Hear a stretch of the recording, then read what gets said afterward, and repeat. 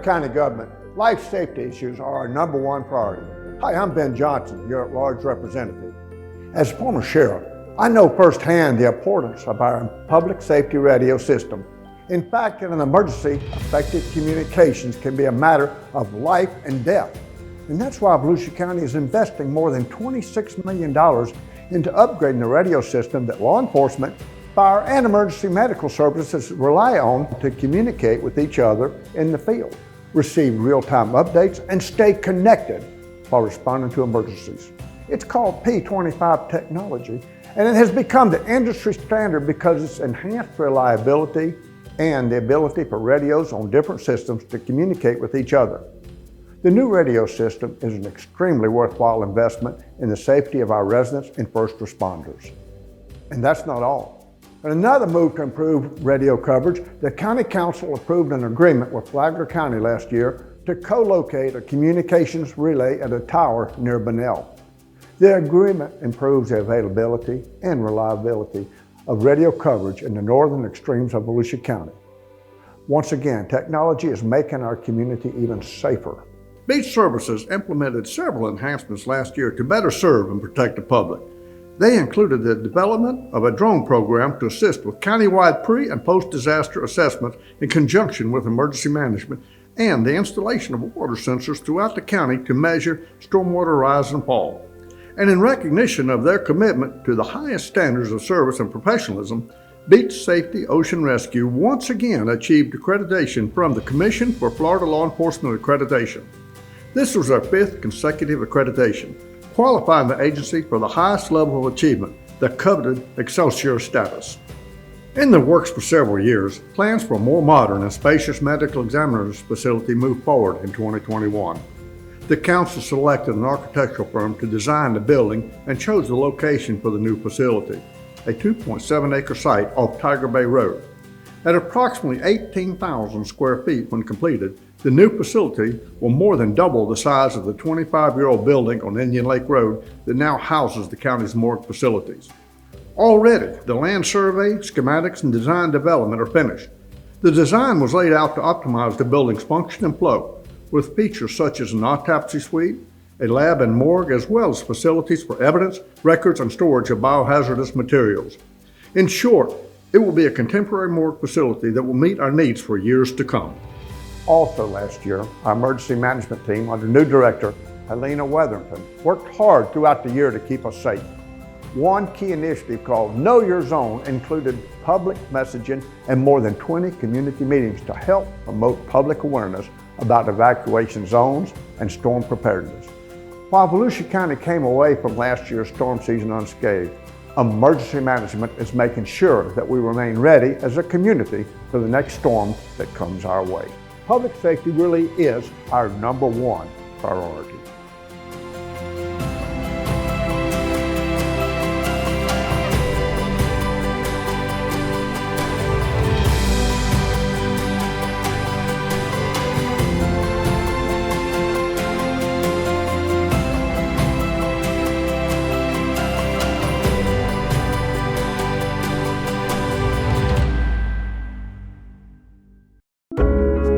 There were even more public protection initiatives last year to tell you about, including improvements to our ambulance and fire protection systems.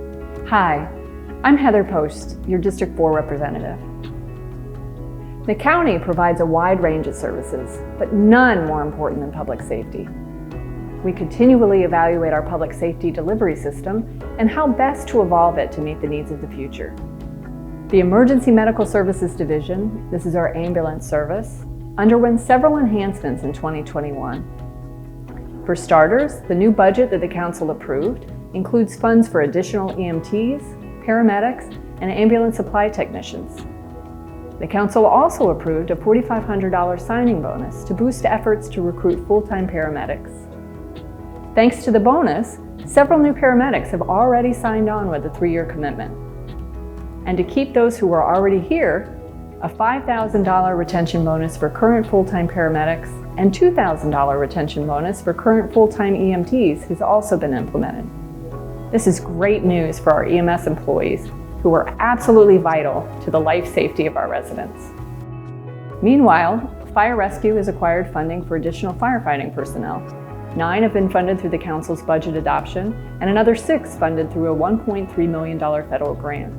It's all part of an ongoing effort to bring staffing levels up to at least 3 firefighters on every shift. Also new last year, Daytona Beach International Airport took delivery of 2 new aircraft rescue and firefighting trucks for the airport's on-site fire station. The station is manned by a specialized Volusia County Fire Rescue Unit that's trained to respond to any runway accident or incident. Enhancements also were made to the county's Critical Incident Stress Management Program, including advanced peer support training to all team members. In light of some tragic events impacting our county employees, this program is absolutely crucial to ensuring that our employees receive well-rounded support when needed. To provide even more focus to this important program, grant funding was secured for additional advanced training with the goal of expanding the team to help meet the needs of all of our employees who serve the public with such great dedication. In another milestone achievement, the county reached its first ever agreement with the newly formed Corrections Union with a contract that provides well-deserved raises for our corrections officers. With retention a key factor in this first contract, the agreement also includes a $2,000 retention bonus program for full-time certified corrections officers, senior corrections officers, and corrections sergeants. Animal Services continued its focus in bringing lost pets home safe and sound through its community outreach in 2021. The initiatives included free pet microchip events and the launch of a program with Fire Rescue to place microchip scanners in all county fire stations.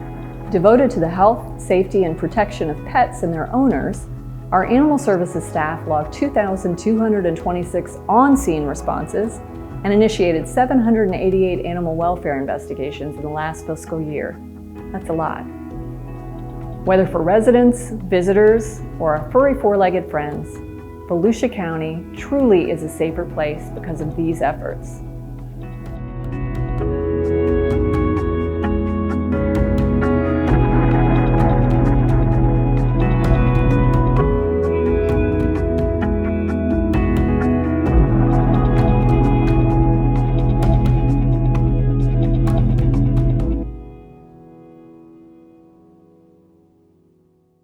Protecting and preserving our natural resources, particularly our lakes, rivers, and springs, and drinking water, is the biggest environmental challenge that we face. Hi, I'm Danny Robbins, your District 3 representative. Thanks to the voters, the extremely popular ECHO and Volusia Forever programs got extended for another 20 years. Their guidelines and operating procedures were updated last year, and the county also created a new division, the Resource Stewardship Division, to unify management, Volusia Forever and ECHO. Both programs are now back in full swing and seeking new projects to fund. Last year also saw the start of an ambitious $3 million project to improve water quality in the Mosquito Lagoon with the construction of a treatment facility that will divert stormwater from the Gabordi Canal into an adjacent treatment facility. Detrimental nutrients will then be removed before the water is discharged back into the canal and ultimately into the Mosquito Lagoon. The state and the St. Johns River Water Management District are helping to fund the project. Water quality in Lake Beersford got a boost with construction of a new treatment system to help filter out more pollutants from stormwater before it flows into the lake and the St. Johns River. The county also secured a whopping $20.4 million in state grants for 2 major wastewater treatment projects that will aid in the water quality protection and improvement efforts. The first is on the west side of the county, where treatment capacity will be expanded at the Southwest Regional Water Reclamation Facility in DeBary. The other project in Southeast Volusia involves upgrading the Southeast Regional Wastewater Facility in Oak Hill to advanced wastewater treatment processes, which will benefit the Mosquito Lagoon. And design also began on more than 3 miles of centralized water and wastewater infrastructure along US Highway 17 corridor of Northwest Volusia within the priority focus area of Dillon Springs. Installation of sewer lines is another important step in protecting the delicate spring basin from nutrient pollution. The county has also ramped up anti-litter efforts, including a program involving specially trained divers and shoreline ambassadors who go under the water to remove submerged marine debris that threatens our sea life. More than 1,200 pounds of submerged debris was removed from our waterways just last year. Back on land, the county preserved a 36-acre tract along the Orman Scenic Loop and Trail for the public's enjoyment. A great deal was accomplished in 2021 to help protect Volusia's natural environment. I look forward to these efforts continuing in 2022 and beyond.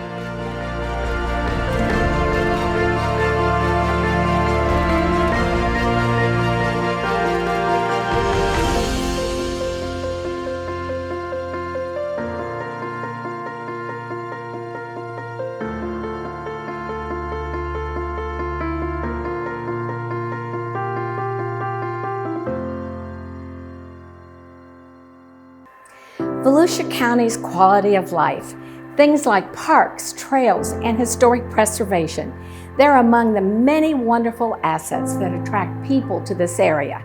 But these things, they don't just happen spontaneously. They require a vision, a commitment, community pride, and everyone working together. Hi, I'm Billy Wheeler, your District 2 representative, and I'm proud to say that Volusia County's quality of life was enriched in many ways last year. Walkers, joggers, bicyclists, and outdoor enthusiasts have one of the best trail systems in all of Central Florida, right here in Volusia County. And thanks to our partners at the Florida Department of Transportation and contributions from the county's ECHO program, Volusia County's trail system got even bigger and better in 2021, with ribbon cuttings marking the completion of 2 new segments. The first was a 1.2-mile segment in De Leon Springs. The second was a 3.6-mile segment in the Osteen area, and another 3-mile trail segment, this one linking the intersection of US 1792 and High Banks Road, north to Benson Junction Road and Rob Sullivan Park in DeBary, also was just recently completed. These trails provide nature-based recreation opportunities, connect communities, and add economic value by attracting tourism. For millions of residents and tourists, visiting Volusia County beaches is essential to their quality of life. And there was good news in 2021 as the county's plan to improve popular beach ramps along International Speedway Boulevard and Silver Beach Avenue continued to move forward. The projects will be staggered with the Silver Beach Avenue improvements, scheduled to be completed in May 2023. The ISB improvements will then get underway during the off-season after the Silver Beach project is finished, with March 2024 the projected completion date. 2021 also was the year that one of Volusia County's most prominent citizens, Bethune-Cookman University founder Dr. Mary McLeod Bethune, was immortalized in a magnificent marble statue. The sculpture spent 2 months on public display in Daytona Beach before it made its way to Washington, D.C., where it will have its permanent home in National Statuary Hall, inside the U.S. Capitol building, proudly representing the state of Florida. Volusia County couldn't be any prouder of this great honor. Access to technology is another factor in the quality of life. Technological enhancements for the public last year included the county's new beach app and mobile hotspots purchased for use by library patrons. The beach app maximizes a trip to the beach by providing real-time updates on everything from beach ramps and staff lifeguard towers to tides, beach conditions, and off-beach parking. The county also acquired 650 new mobile hotspots through a federal grant, bringing to 1,000 the number of portable internet connection devices the county has available for use. When it comes to quality of life, we sure had a lot to be thankful for in 2021.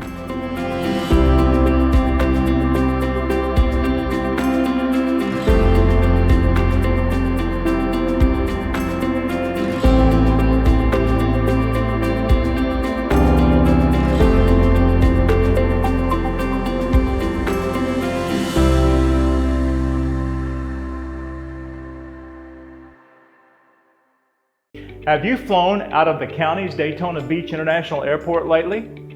Or just taken a stroll through the passenger terminal? You should, because you're really in for a treat. Hi, I'm Fred Lowry, your District 5 representative. A major update to our airport terminal to better serve the flying public is just one of the several significant accomplishments that occurred last year in the areas of aviation and economic development.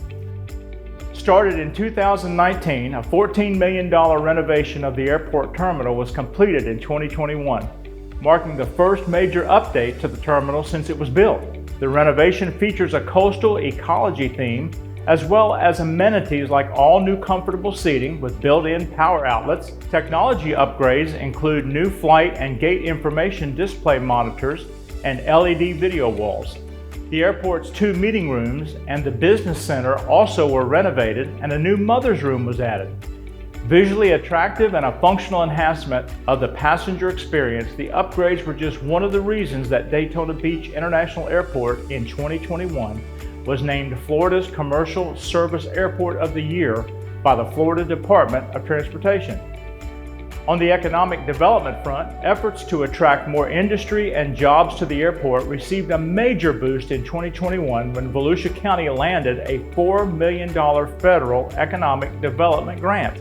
The grant funds from the U.S. Economic Development Administration will be used to expand infrastructure improvements to prepare the airport's commercial industrial park for future development.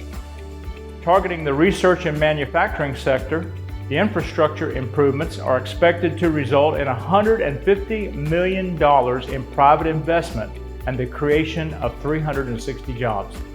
New in 2021, the county's Economic Development Division initiate a business creation, retention, and expansion collaboration program. The division engaged key Volusia business community stakeholders to develop a county-wide program targeting local businesses. The goal is to provide new and growing businesses with the tools and resources needed for success. In yet another successful venture, economic development expanded its reach last year by partnering with local shipping ports to maximize importing opportunities for local manufacturers. Those partnerships were cemented with memorandums of understanding that were executed with JAXPort and Port Canaveral. Given all of this activity, Amazon's growing interest in our community, plus the ongoing efforts to capitalize on Central Florida's space industry, and it's no wonder that economic development boosters are bullish about Volusia County's future. Our county truly is positioned well for continuing economic development, prosperity, and job growth.